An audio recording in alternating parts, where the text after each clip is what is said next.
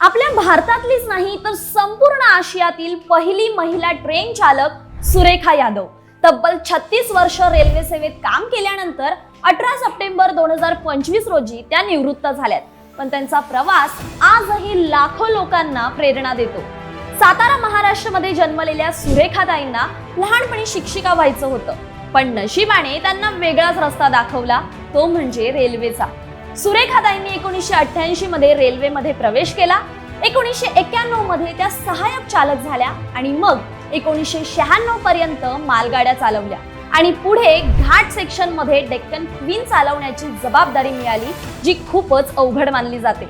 त्यानंतर 14 मार्च 2023 ला त्यांनी सोलापूर ते मुंबई अशी वंदे भारत एक्सप्रेस चालवली आणि इंटरेस्टिंग म्हणजे त्या या हाय स्पीड ट्रेनच्या पहिल्या महिला पायलट ठरल्या. म्हणजे ट्रेन कोणतीही असो, मालगाडी, लोकल, डेक्कन क्वीन की वंदे भारत, सुरेखाताईंचं एकच उत्तर: माझ्यासाठी सगळ्याच गाड्या खास आहेत.